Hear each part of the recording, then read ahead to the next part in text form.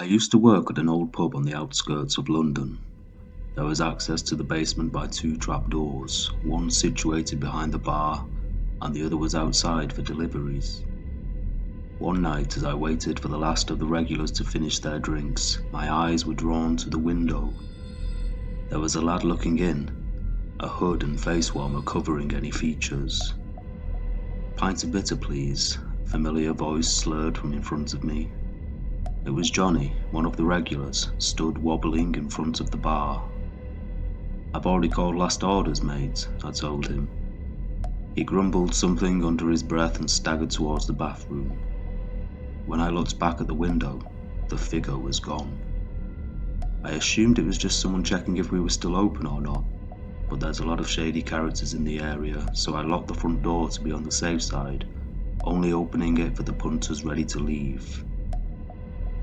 I finished wiping down the bar, ready to finish my shift, when I heard a noise coming from the basement, like barrels being moved around. I opened up the trapdoor and ventured down the stairs. My eyes scanned across the dimly lit room, but I couldn't see anyone there. It was then that I noticed the door leading to the outside was open. I moved over to close it, and that's when I saw him. The masked man from earlier stood at the top looking down on me. In his hand, a huge machete resting down the side of his body. He tilted his head to one side and waved at me mockingly. He then grabbed hold of the door and slammed it shut. As I inched back, a second figure emerged from behind one of the crates.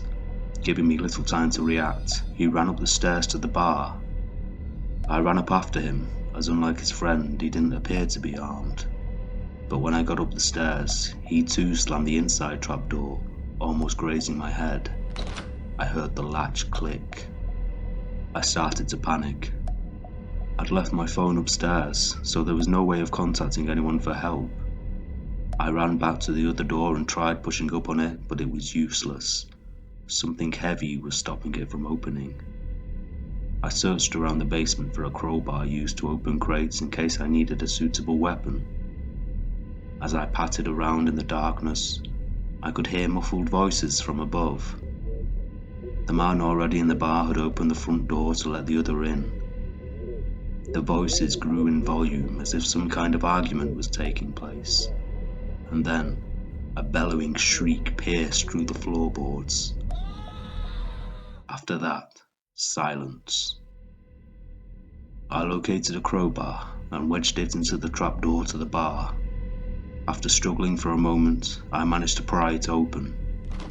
Lifting it slightly, I couldn't see anyone in the pub, so I re-entered, cautiously holding the crowbar over my shoulder, praying I wouldn't have to use it. There was no one in sight. I briefly scanned the area until my eyes were drawn to the cash register that was covered in blood. I was confused, completely unable to piece together what had happened. I pushed a couple of buttons to open the register. All the money was still there, but in amongst the cash and the coins, two dismembered fingers pointed at me. I'm not particularly squeamish, but the shock of the situation forced me to squat as I retched. It was then that I noticed the blood on the ground. It started from the register and trailed around to the other side of the counter. I primed the crowbar back into a fighting position and sidestepped around. Not knowing what I was going to find, I leapt around the side of the bar, letting out a pathetic little war cry.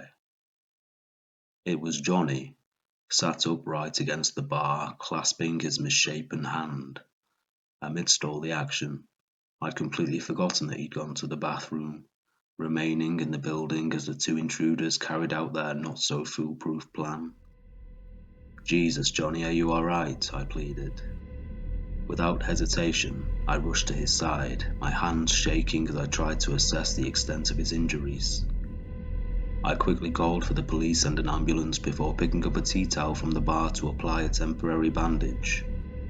I don't know if it was from the shock or merely the amount of alcohol he'd consumed, but Johnny didn't appear to be in any pain.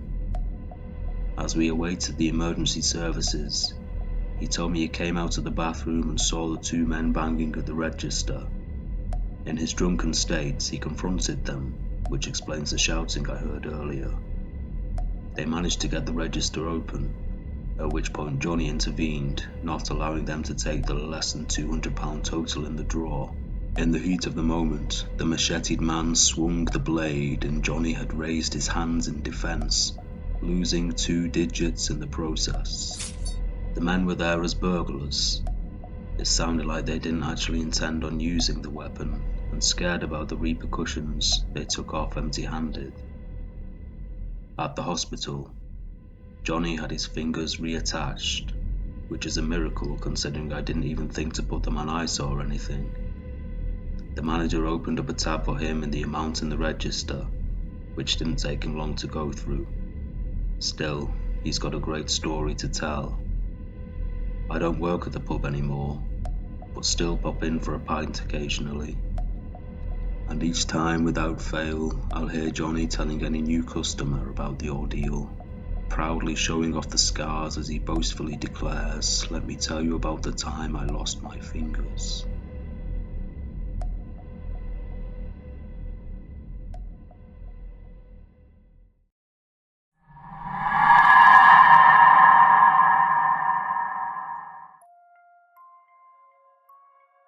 I work at a well-known fast food place, and no, not the one you're thinking of. It was the night shift, so it was just me and the duty manager Graham on. I was on drive-through duty as the main dining area was closed off, while Graham mostly worked the kitchen. It was coming up to 1 a.m. when we got our first customer in almost an hour. Cheeseburger. A low voice came through on the intercom. Fries. As he continued to deliver his order, the tone shifted. Chicken nuggets. Onion rings. His voice became higher, growing more menacing to the point where he practically screamed and an ice cream cone maniacally. I sighed. I had already gotten used to eccentric customers, so just treated it like any other interaction. "Alright, pull up to the window," I told him. I saw the car pull up outside in the corner of my eye and got to work scrambling all the items together. Graham slid a fresh burger down the chute from the kitchen and I loaded it into a paper bag to complete the order. I advanced to the window and slid it open where I was confronted with a black Mini Cooper. It was only when I went to hand the food over that I realized the car had no driver. Instead, a single red balloon floated ominously from the seat. I shouted over to Graham, telling him to come and take a look as I leaned forward for closer inspection. It was then that I noticed what the balloon was tied to. The wooden handle of an axe lay menacingly on the driver's seat. I froze, my eyes fixed on the glint of the blade. "Oh cool," Graham declared from behind as he moved closer, distracting me for a moment. As I spun back around, the car sped off. I had no idea what to make of the whole encounter. I'd be lying if I said I wasn't at least a little bit scared. Graham took the bag from me, surveying its contents to record the waste. "A prank's a prank, but this has cost us money and time," he grumbled, shaking his head in frustration. "Didn't you see the axe?" I asked him. "I saw the seat move. Guy was probably inside it." We had a laugh about it, managing to ease my tensions, and we relaxed back into a typical Tuesday night shift routine. I took a few orders here and there, nothing too big. We prepared for closing up at around 2:30. By this point I was so lost in more mind-numbing thoughts as I ran a map over the place that I'd already pretty much forgotten about the weird order and the balloon. But then I heard it. It definitely sounded like a balloon popping, coming from the dining area. I entered the room and flicked the lights on. It was empty. All the chairs were upside down and on their respective tables, so I had clear view and would have known if there was someone there. I shrugged. It might have just been Graham banging around, or maybe I'd just imagined it. Either way, I returned to work, wiping down the counters of the drive-through station. The shift soon came to an end, so we grabbed our coats and crossed through the dining area towards the main doors. Graham reached forward to open the door, but stopped in his tracks, instead crouching down slowly. He picked something up off the floor and stood back up, turning to look at me with a solemn expression. Lay in his hand like a dead bird, the discarded remains of a bright red balloon. I shuddered. "We'll check the CCTV tomorrow," Graham assured me. I was just relieved it was time to go. He held the door open for me and I squeezed past, taking a huge gulp of the late night, early morning air. We said our goodbyes. I left, leaving Graham with the monotonous final task of waiting for the shutter to close. I advanced across the car park to begin the walk home, listening to the hum of the rusted shutter as it jumped into action. In my peripheral, I caught a glimpse of a vehicle tucked away in the corner of the parking lot. I assumed it was Graham's car at first, but then I saw it in full. It was the black Mini Cooper. Before I even had the chance to react, I heard Graham scream. I whipped my head around to see Graham sprinting across the lot towards his car, which was parked on the opposite side to the Mini. As he fumbled around to get the engine running, I looked back towards the building. The shutter was barely a couple of feet lowered. I saw an uncanny glint. Through the glass of the main door, the psychopath that had haunted our night stood in full view, wielding an axe, my worst nightmare, a deranged clown. Words can barely describe the fear I felt as his piercing blue eyes watched on. Graham pulled up beside me. "Get in," he said. He didn't have to tell me twice. I got in, and before the door had even closed, he put his foot down, not taking the risk that there was someone else lurking in the Mini, waiting to follow us home. The police came by to check the CCTV footage the next day. Naturally, the Mini's plates were obscured, but the footage shows a man dressed as a clown getting out of the car and entering the building. You might have even seen the video. I still occasionally see it pop up on smaller news channels. The police say they're looking into it, but I think they're just treating it as an over-the-top prank as opposed to anything criminal. I mean, he didn't even break in. Someone didn't lock the door and he just walked right in. Obviously, we've upped our security since, but my God, do I hate clowns. What an awful profession.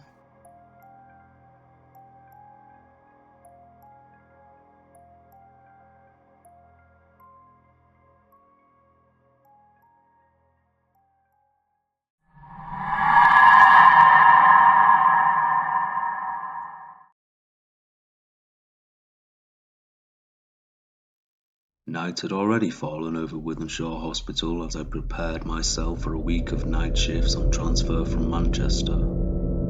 As I settled into my seat behind the nurse's desk of Ward 12, the only sound was the soft hum of the fluorescent lights overhead. Only half of the rooms on the floor were occupied, their occupants lost in restless slumber or the throes of illness. The other half stood ominously silent, awaiting their next patient. I shifted uncomfortably in my chair, feeling the weight of the long night ahead bearing down on me. There was something about the place that didn't quite sit right with me. I put it down to the lack of activity compared to the bustling city centre space, but the whole building had a sort of eerie presence to it. There was a huge crash that seemed to be coming from the floor above. Instinctively, I rose from my seat, desperate to investigate, but contractually obliged not to leave my station. As I deliberated, the elevator door slid open with a faint hiss, revealing a porter stepping out into the dimly lit hallway. His smile was warm, but his eyes held a glint of something I couldn't quite place. "Hi, I'm Michael," he greeted me, his voice booming in the silence. I nodded, my senses still on high alert. "Did you hear that noise just now?" I asked, my voice barely above a whisper. Michael shook his head, his smile unwavering. "No, I didn't hear anything. Is everything all right?" I hesitated, unsure whether to trust him, but with curiosity getting the better of me, I had no other choice. I asked, "Could you watch the desk for a moment? I need to go check on something." He nodded, taking his place behind the desk without protest. With a sense of unease gnawing at my gut, I stepped into the elevator and pressed the button for the floor above. The door slid open, revealing a corridor bathed in sickly yellow light. The air felt heavy, suffused with a palpable sense of dread. I called out, my voice echoing down the empty hallway. "Hello?" A door creaked open, and another nurse peered out, her eyes wide with fear. "Please come quickly," she instructed. I hurried into the room, my heart pounding in my chest. The familiar groans of a patient in distress greeted me. The bed had completely collapsed, its metal frame twisted and bent, leaving the patient sprawled on the floor. I rushed to assist the second nurse, helping the patient up and into another room. They weren't in for anything too serious, and luckily didn't make much of a fuss over what was a clear oversight by the hospital. "Thanks for the help. I was just about to call someone," the nurse smiled at me. "I heard the crash from downstairs," I told her. "Well, you'd better get back to your station."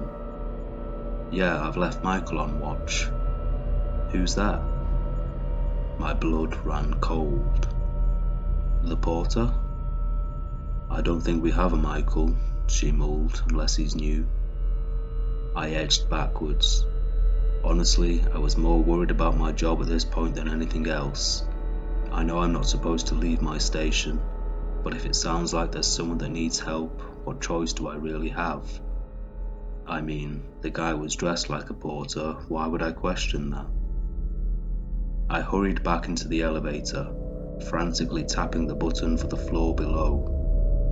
When it arrived back at my ward, Michael was nowhere to be seen. There's a buzzer under the desk that sends an alert to security, and thinking back, now would have been the time to press it. Instead, my instincts told me to go check the rooms as my rounds were due shortly anyway. One by one, I gave more than a quick look in all 8 rooms, and whether occupied or not, gave a gentle shake on each bed to make sure they were secure. Only one patient was conscious enough to engage with, so I asked if he'd seen anyone, but he said he hadn't. I returned to my desk, mulling the situation over in my head, preparing myself to contact security. I sat down.